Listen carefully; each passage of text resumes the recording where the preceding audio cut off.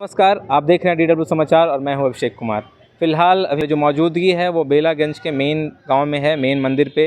अभी महागठबंधन के जो प्रत्याशी हैं कि समर्थन में जो कांग्रेस अध्यक्ष थे, कांग्रेस प्रदेश अध्यक्ष हैं बिहार के अखिलेश प्रसाद सिंह, वो मौजूद थे यहाँ। उन्होंने मंदिर में पूजन किया, लोगों से जन समर्थन में यहाँ पे उनके लिए वोट मांगा, विश्वनाथ प्रसाद सिंह के लिए वोट मांगा और उन्होंने बेलागंज से विश्वनाथ प्रसाद सिंह की जीत सुनिश्चित बताई। मनोरमा देवी पर जब सवाल किया गया तो उनका कहना था कि महागठबंधन किसी को भी उतार दे, वो टक्कर में नहीं है, यह सेमीफाइनल की तरह है और सेमीफाइनल में हमारी जीत पक्की है।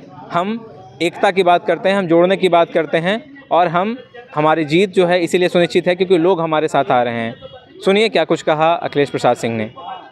बेला में मौजूद हैं और इस समय विधानसभा चुनाव में बस 2 दिन जो उपचुनाव है और इतना लाइमलाइट है बिहार में सबसे ज़्यादा इसमें, क्योंकि पूर्व प्रत्याशी ने अपना जो एक वहाँ गढ़ बना रखा है, उन्हीं के पुत्र इस बार मैदान में हैं और दूसरी तरफ हैं पूर्व MLC मनोरमा देवी। आज महागठबंधन के पक्ष में प्रचार प्रसार जोरों से है। चुनाव है 2025 से पहले, इसको एक तरह से सेमीफाइनल माना जा रहा है बिहार के लिए। कैसा समर्थन आपको मिल रहा है? नहीं, यहाँ तो जन समर्थन है ही और लगातार जो सुरेंद्र यादव जी का ये सीट रहा है, सुरेंद्र यादव जी लगातार 30-35 साल से इस क्षेत्र को रिप्रेजेंट करते रहे हैं, लोगों की सेवा में रहे हैं, तो उनके प्रति लोगों का आज भी झुकाव है। और एक बार जनता का निर्णय था 5 साल के लिए, ये तो बीच में ठीक है MP बन गए, इस वजह से चुनाव हो रहा है। और मुझे लोगों ने बताया कि उनका लड़का भी लगातार इस क्षेत्र में लगा हुआ था, उनसे ज़्यादा ध्यान बेला पर वही लड़का देता था, तो वही प्रत्याशी है महागठबंधन की तरफ से। कांग्रेस पार्टी, वाम दल और राष्ट्रीय जनता दल का सिंबल जरूर है, लेकिन हम लोग सबका समर्थन है, इसलिए हम लोग आए हैं और मुझे लगता है कि इस बार भी भारी मत से जीतेंगे। जदयू की तरफ से इस बार सीट मिला है मनोरमा देवी को, पूर्व में MLC रही हैं और उनके बारे में भी मतलब लोग का पॉजिटिव फीडबैक आ रहा है और कहा जा रहा है कि कांटे की टक्कर है। ऐसे में जब ये लास्ट आखिरी 2 दिन चुनाव प्रचार में बचे हुए हैं, क्योंकि इसके बाद 13 तारीख को वोटिंग होनी है, तो इसमें हर तरह के नेता, इवन चिराग पासवान का भी दौरा है, तो क्या इन नेताओं से उपचुनाव में प्रभाव पड़ रहा है NDA के, या सिर्फ जो हम यादव या जो आपके महागठबंधन के घोषणाएं थी उनका प्रभाव ज़्यादा इस पर दिख रहा है? ये देखिए, सबका अलग अलग विचारधारा है और विचारधारा के आधार पर गठबंधन बनता है।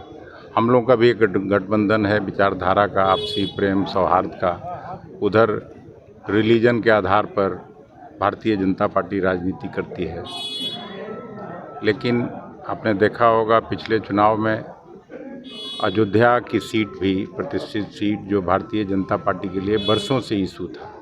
तो ऐसा नहीं है, हम लोग भी हिंदू हैं, हम लोगों का भी राम में आस्था है, कृष्ण में आस्था है, लेकिन हम लोग राम के पुजारी हैं, उनकी तरह राम के व्यापारी नहीं हैं।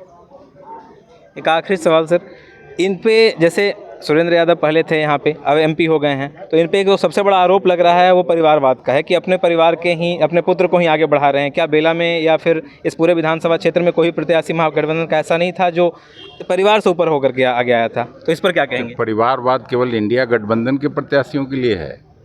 मैं अभी 3 दिन पहले था जमशेदपुर में, डॉक्टर अजय कुमार कांग्रेस के अधिकृत प्रत्याशी के खिलाफ जो चुनाव लड़ रही थी उम्मीदवार, वो उड़ीसा के गवर्नर साहब की बहू हैं, एक्स चीफ मिनिस्टर रहे हैं झारखंड के।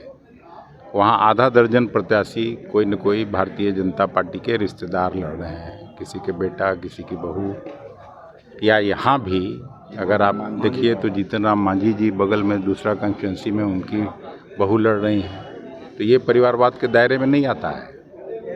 राजनाथ सिंह जी का बेटा विधानसभा में काम करते हैं उत्तर प्रदेश में, तो वो परिवारवाद के दायरे में नहीं आता है। तो ये सब तो ठीक है, अपना अपनी बात कहने का लोगों को ये है। और कोई नेता का बेटा अगर काबिल है, लोगों की सेवा में लगा हुआ है, तो वो क्यों नहीं MLA MP बन सकता है? तो ये सब तो गलत है। अपना परिवारवाद का नारा दे देने से, प्रधानमंत्री जी के बोलने से कोई फ़र्क नहीं पड़ता है।